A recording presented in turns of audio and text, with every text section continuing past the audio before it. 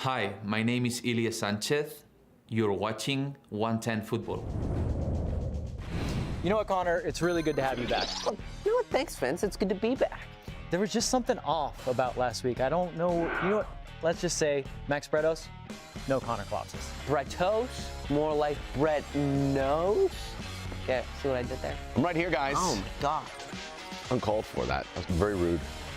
It was a joke. Do that. Hey, well, guys, we've got a great show for you today. Ryan Hollinghead and Mahala shine in a big 3-1 LAFC win. Plus, the great Jordan Harvey joins us live. So Love it, love it. LAFC 360 starts right now.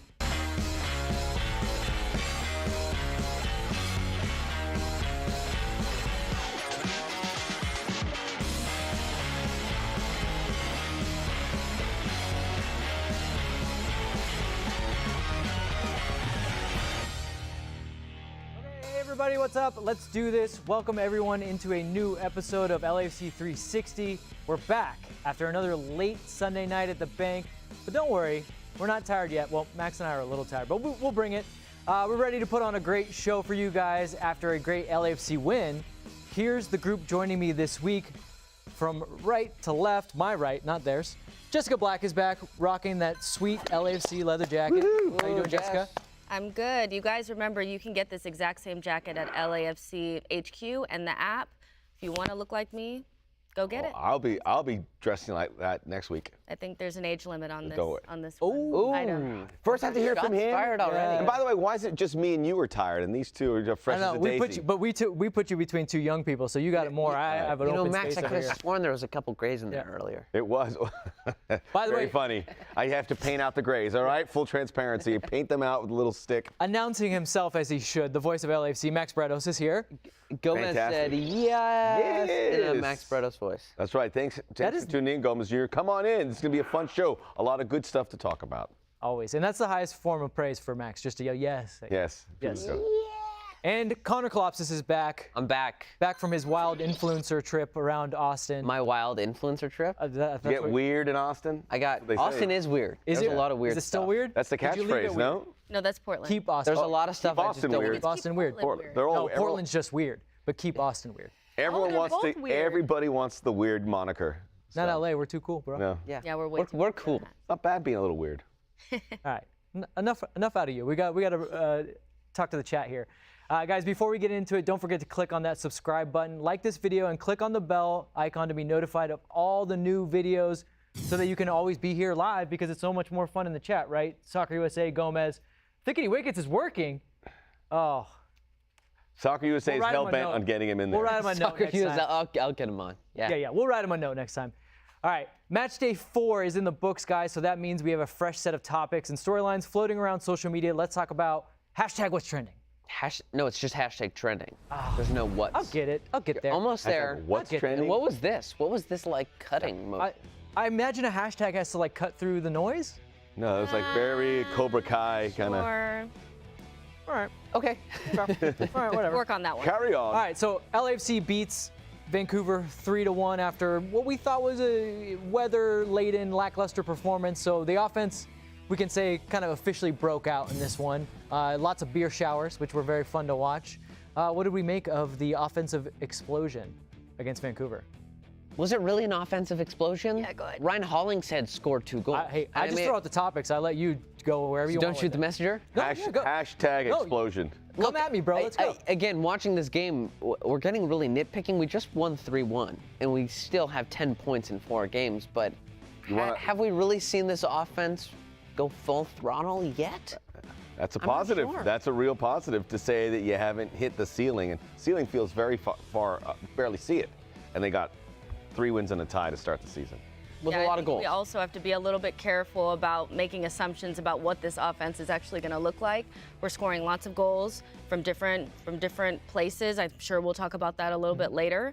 And maybe this is just what Dolo ball is, getting goals from different places where with Bob Bradley, it was mostly just Vela Rossi. Not really Brian. Vela Rossi. So maybe we just have to open our minds up to a different way of play. I mean, back to the offensive explosion. So we did in past weeks talk about how much we liked the overall shape of the team, and we thought that was probably an emphasis, right? So the fact that they are coming back to scoring 3 goals, so are they figuring something out? It was 2 set pieces. I will say, for a team that didn't score much on set pieces last season, and it actually has been very dangerous on set pieces, it was nice for them to finally put some goals in. So that's good. That's a good sign, right, Max? 100%. And every set piece they look dangerous on. And defending set pieces, they're really good as well. But offensively, this is a team, and they've answered some challenges. I spoke to Steve Cherundolo at the break, and I said, what clicked things into place? And he said that Vancouver goal. So they're answering the bell. And again, different guys coming up. I mean, it's crazy to see the players that have scored. When you talk about Hollinghead and Tajuri Shradi and Mamadou Fall, who actually is a very good goal scorer, quite frankly, but it's been sharing the wealth, and it feels like it's the tip of the iceberg. The chat. A reverse iceberg. It's going up. It's not going down. The tip of a reverse iceberg. The chat's giving a shout out to Jess's awesome bomber jacket. You know, what emojis are the fire emoji? It is the dope. ambulance. It is dope. The firefighter. I'm just saying, she's like cool, calm, and collected, trying to tell us like, hey, relax, and maybe it'll be a little different. So I'm gonna throw it back to Connor. You were the one that was saying like, concerns. Do you have actual concerns, or are you just? I don't have concerns. Like Okay. I said, these are just like little We're things that I nitpicking think. at a team that is top of the table with only 2 goals conceded. Of course, and you know who did score those 2 goals? Ryan Hollinghead, the Sheet himself. I'm glad you asked, because our next topic is unlikely sources contributing. Jess, you already kind of mentioned it. Last year, we were trying to rely on a Carlos Vela that was injured. Then Chicho Arango scores, and it's just like, get it through Chicho. If we don't get it through Chicho, we can't score. And we kind of lost games because of that. Now we're seeing defenders score. We're seeing substitutions score. I mean, this is a whole new world for LAFC fans in 2022. A whole new world. Are we doing that? No. Yeah, I'll get in. Oh, you were nailing it. Doesn't say a lot for me to say. You have a wonderful voice. Well, I think that, you know, good teams find different ways to score goals, and it's about fine margins, right? And so now we have different players scoring goals. We're also scoring off of set pieces, which is another way to kind of get those margins going in your direction. And I think it's a good thing. It's nothing to really complain about. I know we're all kind of waiting to see the Vela show and the Brian Rodriguez show and Chicho Arango score the goals that he scored last season. But right now we're doing it without them, and that's a good thing. And we saw with Mamadou Fall, he came in with some really important goals last season, adding goals from Hollingshead and whoever else comes out of the woodwork. I mean, Maxime Crepeau may score a goal. I mean, especially if you ask Connor, he may score a goal soon, you know? So it's a good thing. But this feels so much more like that 2019 team that broke all those records. This feels like a team that anyone can step up and score the goal. So I think Ryan Hollinghead scoring 2 goals today, although both off of set pieces, you know, in a different world, anyone could have done that, you know what I mean? But it speaks to our versatility. The players that we've brought in, they're kind of Swiss Army knives. Latif Blessing, Moon-hwan before he left. These are players that can play naturally in a couple positions, and when put in front of goal, a defender, a left back, can maybe bang 2 goals in. And on top of that, our depth this season. You know, Palacios not starting, Franco Escobar even being out. Now you have our fullback stepping up and even scoring the goals when the time matters. So I like it. It makes me really happy. And other guys are going to score. Brian Rodriguez is close. He's going to score. Chicho Arango is just a poacher. He's going to score. Not getting the minutes right now because the guys in front of him are playing better. Still maybe not 100% fit. And then see who's going to hit something from back there. So the list is going to continue. I feel very confident in that. The guys that need to be playing are playing and get results. And you mentioned the bench, and we know LAFC Edge, right, on Twitter fame, and he was a little critical of the team. He had a great tweet yesterday where he said, I love the depth of this team, which is the story, 100%. The fact that they bolstered this squad at so many positions. He says he gets excited every time he sees activity on the bench. He's wondering who's going to come in. Could be Tajuri Shradi as it was last night. Could be, it could be Danny Masovsky. Maybe he gets in there. Could be Chicho. There's a lot of options. Do you guys want to hear a crazy stat? Yes. Ryan Hollinghead has more goals than Brian Rodriguez and Chicho Arango combined this season. I mean, that's weird. I don't think it'll end up that way, but it's very weird. But I just had to drop the really hot stat. Yeah, no, to Max's point, though, I'm now that I'm thinking about all that depth, I'm thinking about those guys that maybe do have to sit a game.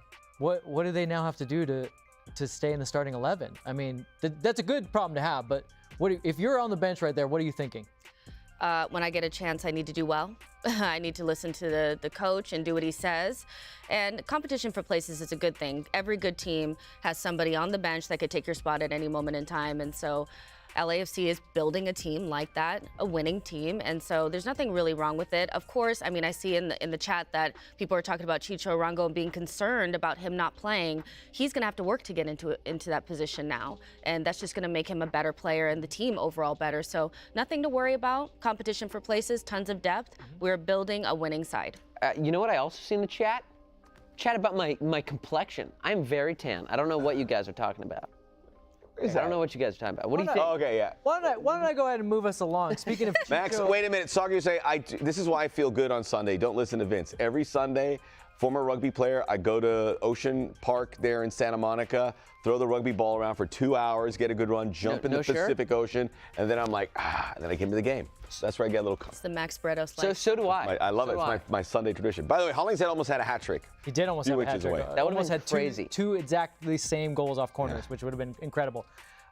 Jess, you brought up Chicho, and I want to talk a little bit about the man that is keeping Chicho on the bench, Mahala, and he's a guy that a couple weeks ago people were calling you a hot take merchant, I believe, and I don't believe that. Well, I am. Someone said release the sheet, so Yeah. that was something Release she the coined. sheet. You Yeah. got it. You're creating a stir. You're making things happen here. I don't call you Guilty. hot take merchant because I know that every time you have a take, you back it up. You're not just saying things to say things. No. But you had specifics about Mahala's profile and why that bodes well for LAFC. So explain that again to some of the viewers that maybe don't understand. Yeah, guys. So Mahala, when you compare him to Chicho, obviously you're thinking Chicho is the goal scorer and Mahala's this young kid. So how can he potentially be better? How can he be better for the team? In my mind, Mahala, with his directness, he's very quick, and he stresses the back line out because he's so direct and willing to put pressure on the back line. There were several times, even in yesterday's game, where we just booted the ball long and the defender was just backing up, and Mahala was putting stress on him by putting him under pressure. He's really good at pressing the ball and just harassing you. Not only that, he's unpredictable. He can go left, he can go to the sideline, he can actually, or the end line, he can come in. And so that makes him a difficult opposition, and no defender wants to play against that. Now, when you add that to Carlos Vela dropping deep and Brian Rodriguez with all of his quality, there's a lot of balance there. And that's not to say that Chicho Arango doesn't have value. He has tons of value to this team. But right now, we're looking for a front line that really goes together. And right now, for me, it's the front line that Steve chose to bring out in yesterday's game. And is that unpredictability because he's still kind of an under the radar pick? Because, you know, he came into LAFC, scored that goal against Cruz Azul that we all know and remember in the Champions League, and then the following season got injured for most of the season, and now he's back and arguably back better than ever. And so for most teams trying to counteract someone like Mahala, is he really on their radar too much, or is it Brian Rodriguez, Carlos Vela, or even Chicho Arango in the training sessions before a match trying to counteract them, and then Mahala comes out of nowhere and you don't know what to do? There's a lot of young players that come in this league with raw skills and talent similar to Mahala, but what I really liked about him in this game, and he scored in the Miami game, but I thought that this Vancouver game was that much better, was the progression. And those young players come in here with raw talent, but then they get in that final third and maybe they're lacking ideas or lacking composure. That ability to beat three guys, keep his feet, then with his off foot, find Carlos Vela. Yes, Carlos has to take a second bite at the cherry, as Max Bretos would say, to get it in the net, but I don't think I saw that from him in the first couple of games, and I was kind of yelling at my TV at times saying like, there's the pass. This time he saw the pass, made it happen. That's the progression of Mahala, and that's where, to your point about going under the radar, I think we're going to start right here and right now. Mahala, under 22. Yes, under 22. print the shirts. Print the shirts. He's going to be on that Mahala, list. 22 under 22. We know Mamadou Fall will probably be there, but I think by the time we get there, Mahala. Some good comments about this. Mahala, like Blessing, pester opponents with or without the ball and motors that don't stop. Gomez Jr., same thing. Confirm the opposing team will be tired 100%. Andres Franco, Mahala has to improve his passing to win me over. We'll talk about that in the midfield in general. But we've touched on a lot of things about Mahala. One thing I wanted to add, in Major League Soccer through the years, you don't see a lot of guys just turn and face and go, I'm going at this defender, because you want to keep possession. You'll see the lateral pass. He goes. Now, maybe half the time he gets by the defender. That's a good number. So you want to encourage that because, as Jessica said, it gets you vertical. Where'd you get those stats? I just took a wild. That's the old eye test. I guesstimated. The good old eyeball test never steered me wrong.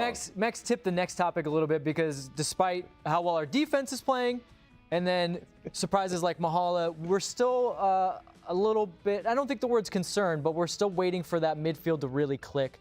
Now, there's been some injuries that have forced Steve Trundle to move some pieces around. But for me, I'm looking at that Vancouver game and I'm seeing a couple things. Seeing one, Vancouver is selling out to stop that midfield. They had a box in the midfield basically saying we're going to have 4 guys in here at all times no matter what.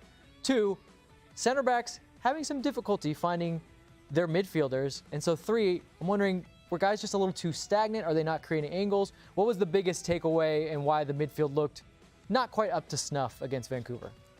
I think it was a little bit of both. I mean, I think making sure that we recognize that other teams get to have tactics too. They get to look at what our team does well and try to counteract that. So I think once you saw that Vancouver was trying to make sure that our midfielders didn't get the ball, you could kind of give them a pass at that moment.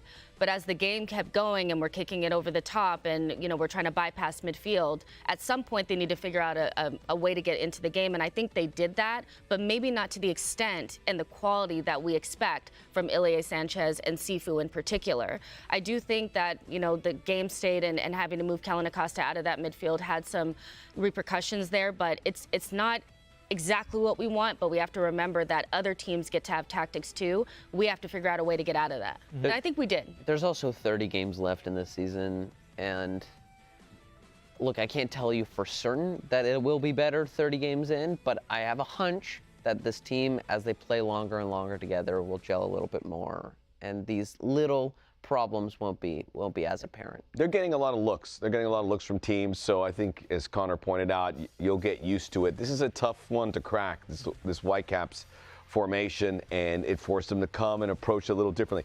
The ball gets turned over a little bit too much, but I feel strongly that things are going to get figured out. It's just too much quality. But also, Jess was saying when we were doing our rehearsal that maybe we have to kind of change our minds a little bit into what is good. Steve Trundle, this is, although similar, this is a little different to what Bob Bradley was playing. And maybe we just have to get used to the style of play that Steve Trundle is playing. And maybe if we're still getting 3-1 results, still getting 2-0 results on the road, it is good. Mm-hmm. You know what I mean? Maybe we don't have to be nitpicking here and just be happy with the result. I don't know. Yeah, I mean, I will add defensively, they've been difficult to play against. So there is many aspects to the midfield game. It's just, I think, passing right now. We're so used to seeing a slick passing team. Yeah. And this is a very... Yeah, maybe it's an optical situation for us. We're like, this is not how LAFC is supposed to look, but it's effective. Vince is missing a Twester right now. That's what you're missing. We all just miss. Vince? You're missing, well, I think, but that's the key, right? We have a more combative midfield is a little bit different. Obviously, the quality needs to go up. I mean, Ilie Sanchez was trying to pass the ball yesterday, and it wasn't to his normal standard.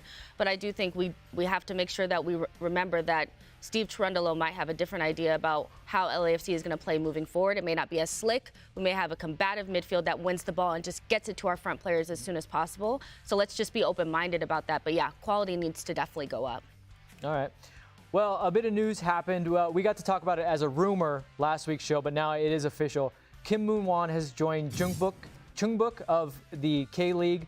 They are the former champions, but are now one place from the bottom. I called them when they were in the Club World Cup many moons ago. Oh, God. You said you weren't. I thought, during the rehearsal, I was like, I thought we were going to throw that. I knew it when he didn't realize it when he said it, that once I planted in his head, he was going to bring it back. Oh, come on, I'm having a little fun. But let's talk about, No fun allowed on the one. Let's first talk about it. Some people were in the chat saying, you know, maybe we should have started him in more games and maybe he wouldn't have wanted to go, but I don't think that's necessarily the case. So let's talk about it from Kim Moon-hwan's perspective. Why in this moment is it important for him to go? First things first, we do not know exactly what Kim Moon-hwan is thinking. And I think that has to be on our minds when thinking about any player's decisions. These are players, and they're also people, right? Mm-hmm. So, look, I think we could have used him last night. Maybe he would have been a better option than Kellen Acosta on the right side, and then maybe shifting Kellen Acosta into the midfield would have been better, but that's a one-game basis. Long term, I think this makes a little more sense for all parties. One, Kim Moon-hwan going back home. Daniil Henry, I got to speak with him. He moved to Korea to play some soccer during the pandemic. Suwon Wings, yeah? Yep. And he got a little homesick, so he's coming back now. You know, I'm not saying that's exactly the case, but Kim Moon-hwan coming over to the U.S. from Korea during the pandemic, it's hard for anyone. So he's going back home. Also, World Cup year. He's going to get some minutes. and hopefully break into the World Cup squad. That's what it comes down to, and you pointed out two good examples of it. Daniil Henrique wanted to come here so he could be closer to everything Canada. His intent to play some more. Obviously, he wants to be a featured player here, which will help his standing. He's played important minutes for Canada. He played the middle of the back three in the game against Mexico up there. Same thing for Kim Moon-hwan here. He has been on the fringe of this Korean team. He started for them in this World Cup qualifying cycle. You've got to give it your best effort. You're not playing here regularly. LAFC would love to have him, but you've got to keep him happy. Obviously, you want to have depth everywhere, and he probably would have started last night if he had not left. But this is an important career move. Yes, to be more comfortable at home, but more importantly, to get on that roster for a once-in-a-lifetime experience. I'm smiling because a lot of people are pointing in the chat that I might have had the last interview with him live at Media Day, and so maybe it's my fault. It is your fault. He had you very made him. good I time think with that's me. a very The distinct translator had awesome time. possibility. Remember, we were going to try to get him to his first concert. He hadn't been to a concert yet. And then he but for just those of bailed you on that you, Vin. surprised, He had some good local spots here. He was enjoying life in LA. he knew places. He had some spots. He told Daniil Henry that he was going to take him to some good food places. But for those of you that are surprised, you shouldn't necessarily be, because this is part of the club's MO. They are going to be a players' club. And if things do not work out for players, they're going to find Make them whole. solutions to make them whole. And I think in the long run, and I think it probably already is playing in their favor, players see that. They talk about places they want to be. Obviously, Los Angeles is a destination for a lot of people. But beyond that, knowing that a club will look after you, even if personally you're not having a great time, that will pay off. And they've already done it with players like Omar Gabber. Kim Moon-hwan is another example of that. So I think that's important to notice that about your club, and it's a good thing. Alan Hernandez with a good comment. I'll just leave you with this. Don't listen to Kevin Baxter. Wow, he brought it It in is there. time The for a brand 32-52 new spoke class last night. of 22. And this week's topic is something that I know very little about, driving. Vince likes to make me feel self-conscious about my driving or lack thereof. But after watching this, I don't feel so alone. So check out this new class of 22.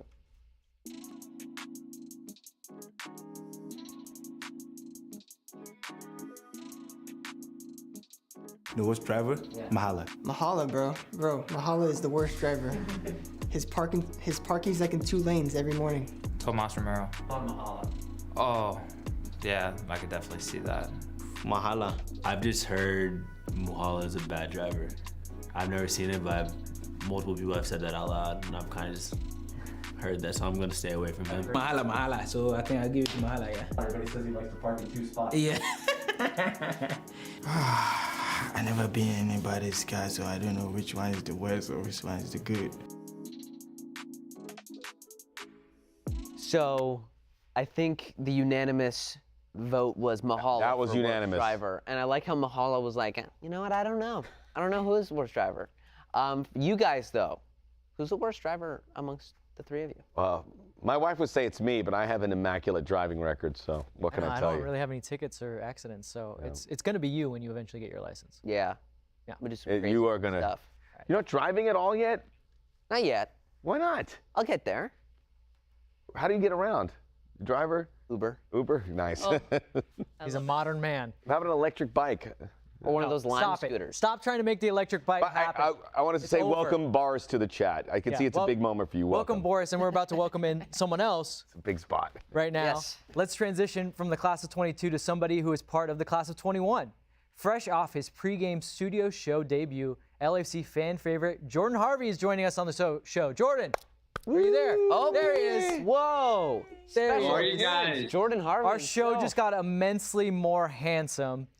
Jordan, I got to ask you, just I right don't know. We're twins, right? So it's just Not kind of anymore. double the action. Your hair came back, his did not. Yeah, mine didn't. I wish. I really wish. I'm seeing the resemblance less and less every day. But Jordan, I got to ask you, what was it like to be on the pregame, and were you more nervous first day as a coach, or with Max Bretos and Heath Pierce? I wasn't nervous. I was prepared. There were definitely some cobwebs. We did a rehearsal, and I was stumbling over some words, but I got those out. And then it was just all fun. And working with Max, Rogo, Heath this time around, and Sarah Takata, the producer, was just a lot of fun. And I definitely see some room for improvement. It was like after a game, going home, my wife and I, now she has some input because she knows the profession. We were able to break stuff down and just look at it, have a laugh. say things were good, bad, things to work on, but I really enjoyed it. Yeah, don't do that every time, because it'll drive you a little batty when you're looking at some of that, because I do it myself. But what about? I mean, you were a popular man there by the concourse. A lot. That wrist was signing a lot of the papers. What was it like to be there with the fans? Because I know you get to do that as a player, but it has to be a different. It has to be certainly a different approach when you're there at the set. Yeah, all game, right? So the fans are just crowding, watching it back. The fans behind are going nuts. I had no idea that they're doing dance moves behind us and all sorts of things. My son Maxie may have started that craze, unfortunately. I apologize. I gave him the green light for that. Okay. The thing that was difficult for me was the in-ear stuff, having to cut, wrap, cameras, looking at the camera. This is easy. It's one camera. Going from one to the other was tough, but it was a lot of fun. I can't wait to do it again. Follow-up question, how does it feel to be a movie star now, Jordan? A movie star? Yeah. I don't know if that's quite my title. Definitely working with the first team has been a lot of fun, doing player development. The ambassador role stuff with the club is going to be awesome. We're going to set that out pretty soon here, working with Michelle, the new community outreach. And then this stuff. This is awesome. I want to join you guys every week. This is going to be fun. Can you get him a SAG card? Can you get him a SAG card? Get him right in there. Get a working actor. And we will make you join every week. And we do have to I'm a phone call away. You texted me and I was in. You can jump in Connor's Uber. Before we get too deep into it, we do have to thank your lovely wife, Kim, for allowing you to do this. That's the real thank you that we have to put out for you, for allowing you to come on. That's right. Kim's there. She is. I'm right here. Thank you, Kim. I'm waiting on my Aperol Spritz while you guys finish working. Yes. And also for singing the Canadian national anthem last night. Yes, which was incredible. Makes me want to be Canadian. Amazing. By the way, beautiful. Kim, I need to speak to the 3252 about doing the American national anthem. What do you guys think? I know one day they're going to finally let me do the American one. But yes, we look forward to it. 3 or 4 years. We will start that. We will start Kim that switch the camera we'll back. start the petition here. All right, Jordan. Let's thank you so much, Kim. But let's get into the match a little bit. Now that you've had a night to sleep on it, or actually, Kim, speak up if you got any thoughts too. But now that she has thoughts on the hosting. She doesn't. I don't know. She's at the merch store buying stuff. She doesn't have thoughts on the game. Well, now that you've had a chance to sleep on it, tell us a little bit of how you saw that game playing out. I got to talk to Heath quickly as I was leaving the match, and he said, it felt to me a little bit like the last couple of games with Vancouver where like they scored that goal and then nervy moments for a hot second there. But how did you see it play out? For me, talking about the whole season, it feels like 2018. It feels like everyone's starting to gel. You're seeing instances of some good quality play. It needs to be cleaned up, definitely around the back line, short, sharp passes. But you see it's coming along. And I want Kellen Acosta back in the midfield. That's going to happen. And then finding these, and I talked about it a lot, just between the lines. Vancouver was super hard to break down. As the game wore on, they found the spaces, but they needed to be woken up by the goal. It was a very slow start. As the game wore on, you saw Mahala getting in behind. You saw runs from Carlitos down the middle. He had a couple good chances. And it started to open up, and then it was only a matter of time. And the key is these set pieces. And I've been listening to the show for a while. There was a Walker Zimmerman who had a brace against the San Jose Earthquakes team. And so there are defenders scoring for LAFC in the past. And now this is this current team. They're just writing a new story, new characters, but you still see the same theme. And it's moving forward. I'm really happy to see it progress. It is going to get better as this year goes on, for sure. Well, when you talk about getting better, you said 2018, which a lot of us have been comparing it kind of to 2019 with so many different weapons. But I like the take where you're coming from, because we're kind of looking at the midfield now, and I think you heard us talking about in the show. We're so used to the midfield driving this team forward, and now you're talking about gelling. So how is that process working out? Have you been seeing kind of what we're seeing, and is it just a matter of time, a matter of gelling? Also, as you pointed out, a matter of getting the right guys in those positions and not having to fill in other spaces. yes, it's a matter of gelling. And in 2018, under Bob Bradley, it was laying the foundation, right? And it was always going to be a process, always going to be a process. And so now, refresh, if you were to fast forward, you say all new faces. My wife knows half of them, you know, and it's all new faces, and it's going to take time. So it's like laying the foundation, just like 2018. It's impossible to compare this team to 2019. That was a well-oiled machine. They had worked out all the kinks in 2018, and that was just hit the go button. And now we've got these new faces, Kellen Acosta, Ilie Sanchez, Latif Blessing, I thought had an amazing game last night. He brought a lot of energy. You saw the best of Latif, winning the ball back higher up. I think he's going to get a lot more playing time, a lot more starts moving forward. And then the additions, Tajuri Shradi, this guy coming off the bench is going to be a huge asset moving forward.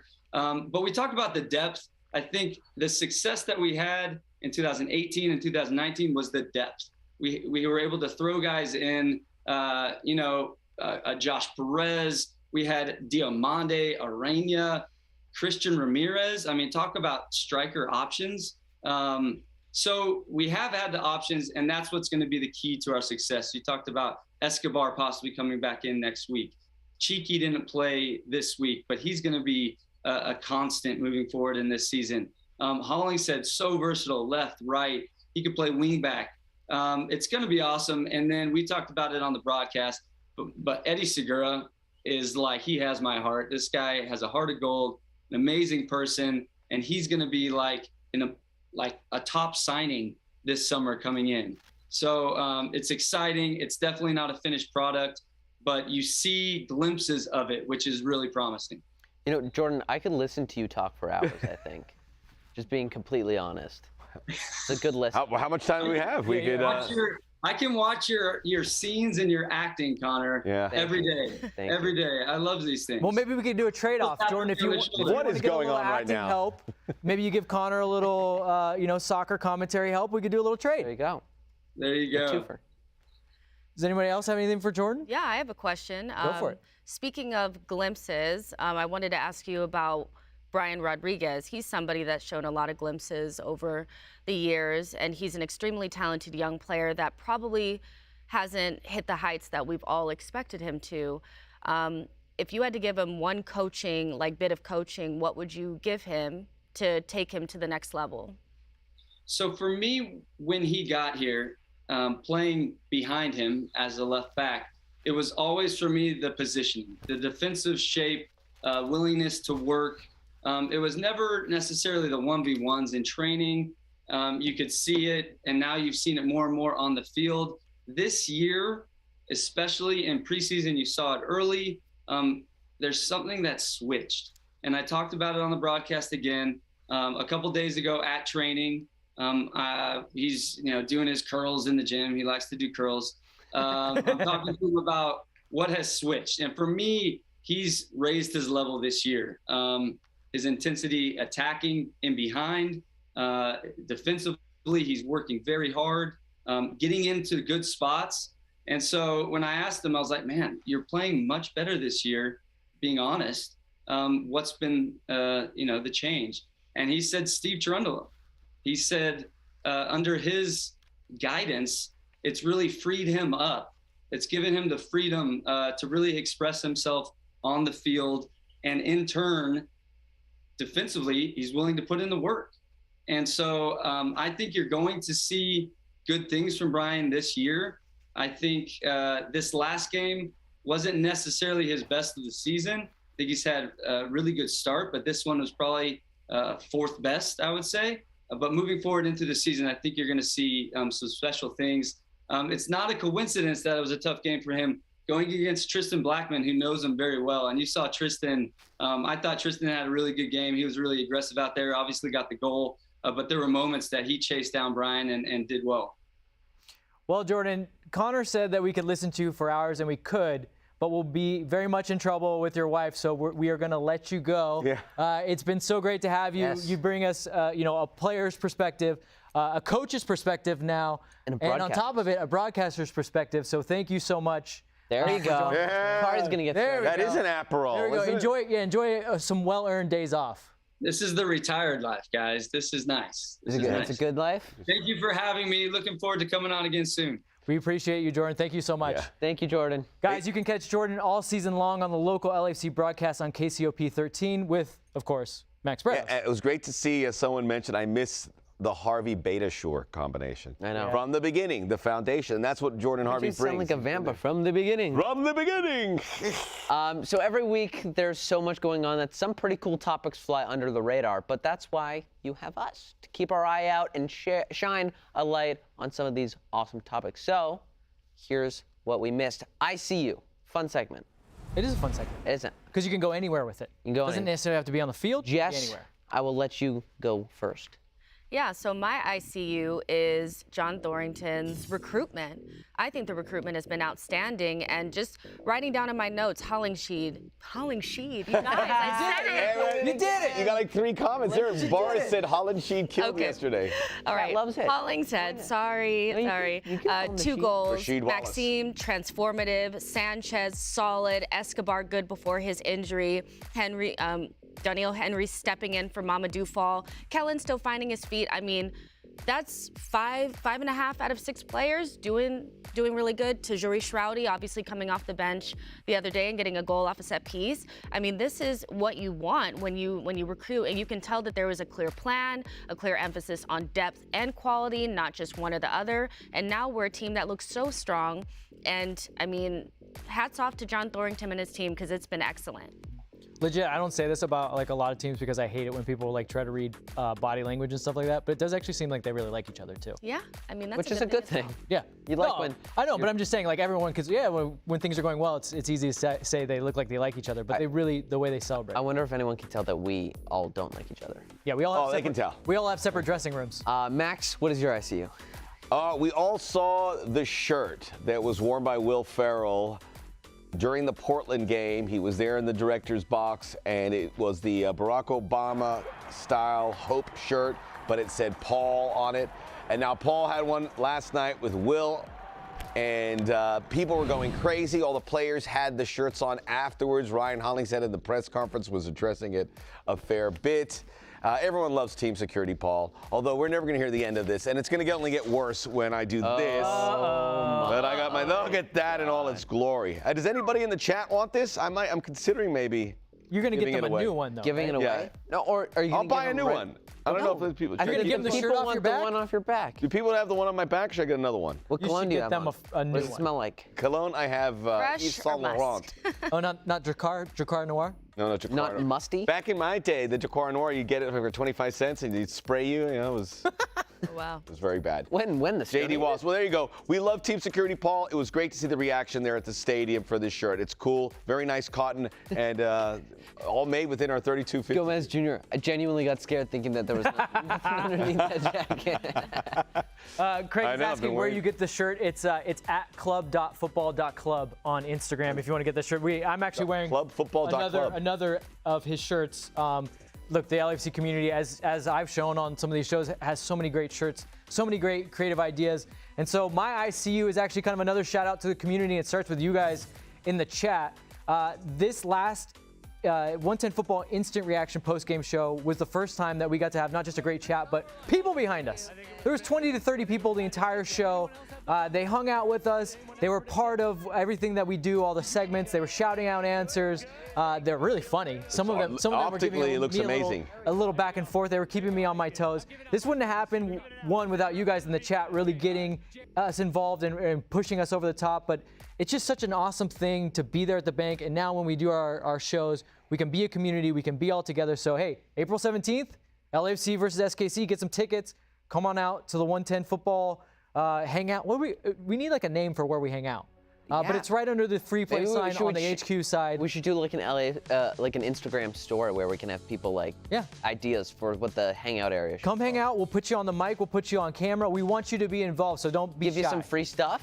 We'll give you free stuff. We got the cool stress balls. We got pins. We got all kinds of stuff. My ICU is Exhibit, Be Real, and Shavo all Very joining in at the 3252, banging the drums what I like about this isn't just the fact that these three were there. One, look how much fun they're having. They're really, and this clip is very small, but they were there for a while. Carrying a good beat. They look so into it, like that's amazing. But bigger picture, for me, it's, yes, we know LAFC celebrities come to the matches, the influencers come to the matches, but they don't just come to the matches to get a photo op and just watch soccer. They come to be a part of this community, be a part of this family. And I love that. You don't see that anywhere else. No, I love System of a Down and I love Cypress Hill, and see two of their founding members sharing a drum in the 3252 is surreal. That's just tremendous. Incredible. I mean, the musical talent on display, and I'm talking about the 3252 first, but then those guys join in too. That's incredible. Speaking about the community, one thing that has also grown has been our players to watch. Week in and week out, we do this. You pick one player from each team, and you just got to beat our panel, which you guys are good. You're much better than us. Yeah, someone won again this week, and Connor, hold up the prize. Oh, yes. Congratulations to @OCrisp. Check this out. Guess what? You've just won an official MLS ball, but not just that, because it is a great ball. It's signed by Latif Blessing. Good catch. It would take everything in my being not to play and use that ball, because it's rare to find a really good ball. So it's yours @OCrispin. Do what you want with it. It is signed by Latif Blessing. Congratulations. And for everyone, it does. Right? For everyone wondering, very how can I get myself some signed swag? Every match, guys, before the game, before kickoff, if you give us one player from each team, you can win a signed I don't want to let LAFC. this go, but I guess we have to. By the way, Gerardo Rios beside himself that he joined late, and now he's emptying the chamber with his takes. Go for it. Including everyone's saying we have not given enough love for Jesus Murillo. Well, True. Empty the tank, because right now it's time for questions. So get some questions in. We need your questions. Yes. I'm going to start off with one that has disappeared as it's gone up the chat. It came from Craig. He asked, would Tristan Blackman have excelled under Steve Cherundolo? We just have to imagine what this would be like. I'll start because you know how I feel about Tristan Blackman. I think he would have, assuming that they kept him as a center back. I still think Tristan's ceiling is so high. He's such a good player. Yes, he went against Brian Rodriguez and he knows him well from the training field, but there were some times where he was super clean. And Brian was playing, to Jordan's point, Brian was playing well. He was going at him with speed, but Tristan had a match step for step. Not easy with a guy of that caliber. I'm wondering what you guys think. I also want to say, keep in mind, let's say he was still on the team. This is a team with Eddie Segura, Jesus David Murillo, where we say he's been playing a level above the ability he was playing last season. And then we got people like Mamadou Fall, now Daniil Henry. So look, as much as I'd want to say that if he was still here, he'd be starting and excelling, I don't know. I don't know what that landscape would look like if he was. But another good example of putting him in a good position. Vancouver's a great place to live. It's a club where he's going to play a lot. He plays an important role there as part of a back. They did just give him a contract extension. Part of a back three. They just got him a contract extension. He's going to probably make more money there than he could at LAFC. So it was a really good move in that part. But they left him in, and there's probably some agreements there in the expansion draft. Went to Charlotte, then immediately traded to Vancouver. He was in demand, and I think even as an LAFC fan, you're happy that he's starting somewhere and getting these minutes. It's good for him. I think what it really says is the impact that Steve Cherundolo has had on the defense. If everyone thinks that guys that aren't even here anymore could be of a greater stature. But I just think the Blackman move makes sense for all parties involved. I think Tristan Blackman, like Max was saying, will be much happier in Vancouver, making more money, playing a much more important role in Vancouver. And then LAFC, it's okay. We're playing great. That's definitely what you want to see. Is you want to see both parties to be happy, kind of similarly to what we talked about with Kim Moon-hwan. You want them to feel like they're going to a place where they're going to be valued and be happier, and then we don't fill that gap, and we don't feel that gap. And I do think Tristan is a really good player. Obviously, like I said yesterday, once you don't play for LAFC, you're dead to me. No, I'm just joking. Whoa. He just posted a photo on his Instagram of like his like when he scored. He was like a stare down, and someone commented like but the JT didn't celebrate though. Did not celebrate. Back a little bit. Yeah. He did a little bit though. He did, but then he caught himself. There's That's a all hot for the second where you supporters. forget where you are, because when you score a goal, you just lose your mind, and then you should lose your mind. Yeah, it takes good for him. Incredible. Yeah. Remember when everyone was giving Mamadou? I'm actually surprised you like players not celebrating. I love it. I think it's so respectful for a fan base that has cheered you for so long. It doesn't. They're not doing that to the teammates or the John Thornton or us. It's to those fans that they. Do you think if Raheem Edwards scores against LAFC, he'll celebrate? Probably. Yeah. He'll go like this. He was here such a short amount of time. Probably should. I'm not saying you're disrespectful, Interesting Max. point. You're just normally team like joy. Let joy reign. I'm team tradition. This is a little off topic, but because I brought up the Galaxy, did you guys see Joao Moutinho's post the other day where he, when they beat LA Galaxy 1-0 in Carson, he tagged the location, not in LA. Ah. Ooh, do tell. So if you, tell. yeah. So and maybe he'll show up in our next show, the Expansion Events at 4 o'clock Pacific time. Maybe. We have a lot to talk about. We do have a lot to talk about around MLS. All right, let's see what other questions we get. People asking about Dybala on a free. I mean, the answer is yes. If you can get him, it's not going to happen. Yeah. Not because of Juventus. Come on. I was just about to say, like, these Okay. Juventus. This is totally off topic. Arsenal, Dybala on a free. Do you take him? Oh, absolutely. Okay, there you go. That's the answer. Vince, if anything, if this year in MLS has taught me anything, is that nothing is impossible now. Like the amount of money that's being thrown around, the high caliber players that aren't even in their like retirement stages Players are coming younger now, and then you see like goalkeeper Roman Berkey coming in and Hector Herrera. Like, I think this is going to become such a destination. It's going to be somewhere to come, not just to retire and collect money, but to actually play and enjoy life. And then also the MLS is becoming a selling league as well. Like, it's really growing. And so, yeah, Dybala on you're going to see real quality so. players in their prime coming to Lorenzo MLS. Insigne money is going to speak volumes because other players go, I can go there, play where, and make that kind of money. And live in a good place. Live in so a good place. Oh. So Mo Salah, Leo Messi. You don't even have to tell them anything about the team. You're going to be living in LA. Come on. Yeah.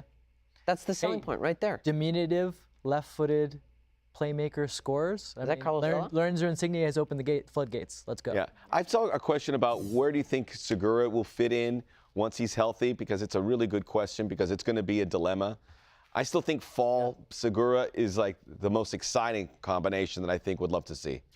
All due respect to Murillo, Daniil could make it too. Well, let's talk about how you compose a center back pairing. There's usually traditional thinking about this. There's kind of the stopper sweeper, right? The type of guy that's going to be aggressive, so that's more of a Mamadou that's going to really get in there, maybe step up into midfield. And then there's the kind of the thinking man, the Eddie Segura, the guy that covers everyone's backs. So that's why we think maybe it's Eddie and Fall, but I don't know. I mean, Daniil Henry strikes me as more of in the mold of a sweeper type that kind of covers up, but he was getting even into the play when he was getting subbed in, where he was stepping forward. I feel like there's a lot of different combinations, which maybe that's speaking to center backs as a whole. The position continues to change. Also, Ibiaga is still on this team. Yep.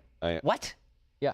He's not even part of this conversation? Very active and supportive on the sidelines. I got to say, you see him there. He's first there to celebrate with his teammates. It's You need those types of players, Absolutely. right? The ones that know that they're probably not going to get the start, but they're culture guys. You know, they're there to cheer on the team. Yeah. So it's a good thing. I don't think the Segura thing is something we have to worry about just yet. We don't really know what it's going to be like, but I mean, we have so many good center backs to choose from, and that's the real point here.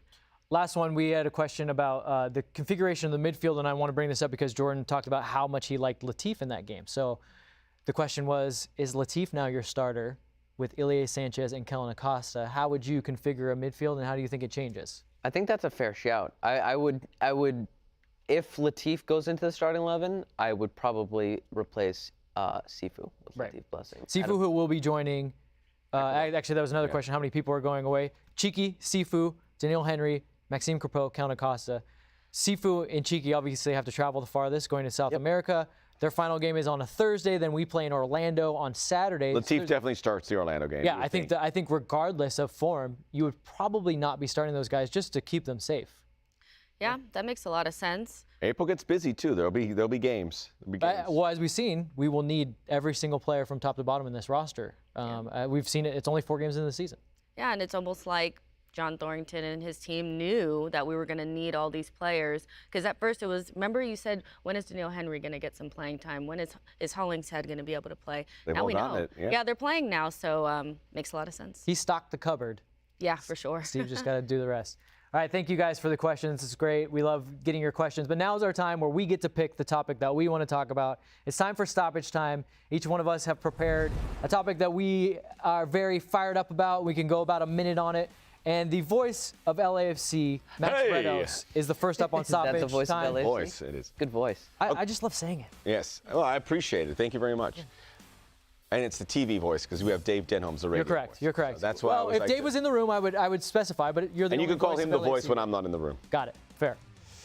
All right. What's your My stoppage time is. that. Let me clarify that. Yes, my stoppage time is not to lose momentum. As Vince touched on, the international break is going to be coming up here, and 5 LAFC players will feature or will be with national teams. So we saw this so often in 2021, and it affected the LAFC squad time and time again. For obvious reasons, you're not training with the team, you're not sharing time with your teammates. That is going to take a toll. It's not going to be perfect when everyone comes back unless something really bizarre happens, but you got to limit that, and you hope that the momentum at least picks up as quickly as possible when everyone is back, and then you hit April. This beginning of the season was unheard of, where there were no interruptions, 7-8 solid weeks of training leading into games. This is the first interruption. LAFC hits the break. 3 wins, 1 tie, no losses. Now you want to make sure you maintain that, and the coaches I know will do the very best to do that. But also, I'd say, take a nice break, too. You Take a deserve break. it. Some of the team players that aren't on international duty will be able to take a break. It's not going to be as difficult a training schedule until you get closer to that Orlando game, which is good. You need to recharge the batteries. Maybe do like Kim Harvey and get a spritz. Just A one. spritz, an Aperol spritz. Aperol spritz. Jessica, you're up. Your stoppage time. All right, so my stoppage time take is it's time to overreact, people. Oh. We're good. Woo. Hot take, Jess We is are back. good. I'm back. It's time to overreact, you guys, and I'm ready to overreact. Earlier, before the season started, I was saying, let's be patient. Let's hold our horses because we don't know what this team is going to look like. We have new players coming in. We had players going out, and we weren't quite sure what Steve Cherundolo's team was going to look like. We're not even firing on all cylinders just yet. This is not peak Vela. This is not peak Brian Rodriguez. It's not peak Kellen Acosta. And we are still winning games by margins. We had a game even against Portland where it was one of those, if you can't win, don't lose. We've struggled through the Miami game, but we still got the 3 points. We weren't playing wonderfully yesterday, but we still got the 3 points. This team is good. Steve Cherundolo is a good coach. And yeah, I just think overreaction time. it's time to overreact, you guys. We're winning the World Cup. It's coming home. It's coming home. And That's Jay, right, Schweinsteiger. we still have a DP, as Good David shout. Wallace points out. There is a lot to be excited around moving ahead. And also, more time to even gel. I can't help but be so optimistic that 4 games into the season, we have a DP spot open. We have 30 games left of the season. It's going to be fun. Yeah. Hot take, Jess. Hot take, Jess. Is my favorite. Hot take, Glad- overreaction time. Glad to have you back. Guys, do you know what really grinds my gears?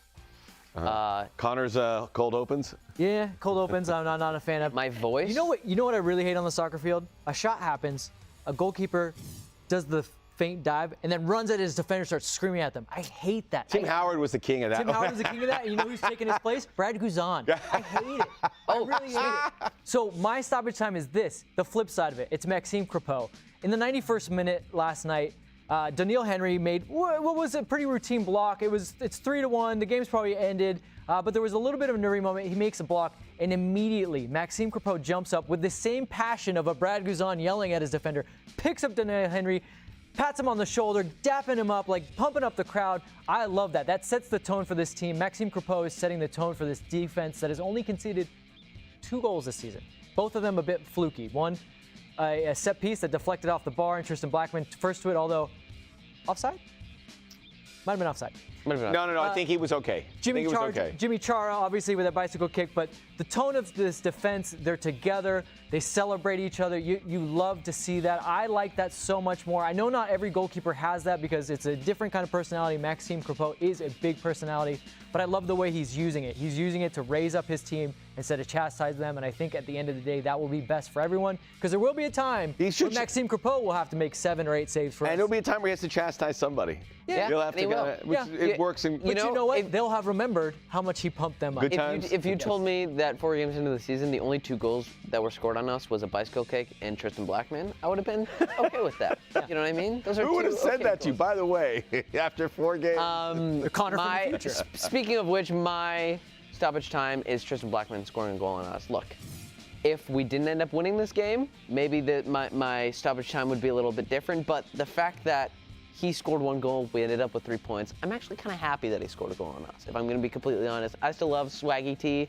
Yeah. Jess, I know any player that isn't on LAFC is an enemy to you, but I disagree. There's always a place in my heart for Tristan, part of the first ever roster, and I'm happy that, 1, he scored on us, but 2, we got 3 points. I've watched games with you, and your favorite player in those games was Tristan Blackman. Yeah. You would focus on him and Swaggy T, Swaggy T. It's a good nickname. I like players with a nickname. What happened to Campbell's burned it. Blackman? Ooh. Oh, that's right. Your sister also big Tristan. No, that's not true. I don't believe that. Campbell was a big Tristan Blackman fan. I don't know who her favorite player is. Now. Well, listen, LAFC players. Campbell Kalopsis' favorite player is up for grabs, so that's what you're playing for here. Should we do an MLS Cup and the LAFC Bachelorette? Yeah, and all the other things. All right. Well, thank you everyone for your takes. Hey guys, don't forget this and every 110 Football show is available as a podcast as well as the show on YouTube that you're watching now. As I'm doing this, we're literally watching me do this. So if you're on the go and still want to hear the show, which now you're probably hearing me and wondering why did you do all that stuff? Well, people watching me were seeing me pantomime. But search 110 Football in your podcast app of choice and you can take us anywhere that you go. And come back here for the 110 Football. Come here for the Expansion Mansion, our MLS show at 4 p.m. I butchered that, but that's fine. We'll be back to discuss everything that happened this week around the league. I mean, don't worry, Connor. It's not live. It's not like it's on a prompter. We'll fix it in post. That's right, Connor. Can't wait to dive. I shouldn't. You know what? I should have just after ad-libbing, I shouldn't have done it. Wow, you messed up too. Listen, guys, I can't wait to dive into this weekend's storylines with all of you. Next week, the Black and Gold are taking their first break of the season, but don't worry, we'll be back with another one of our famous 110 watch parties on April 2nd. LAFC goes back on the road to Orlando. Join us on our YouTube channel for some fun afternoon football and possibly an adult beverage, not Connor. Not one of my favorite. No peer pressure there for you guys. Just come and hang out. Get your frosty cold one. Look, you don't need the adult beverage, but sometimes it helps. A sparkling water would do the job. Let me just say, after that Tigres loss, it did help. It did help. Yeah. Wait, what? Wait, what? How old are you? Thank you, guys. Shout out Team Security, Paul. Shout out to all you guys in the chat. See you guys at 4 p.m. MLS show.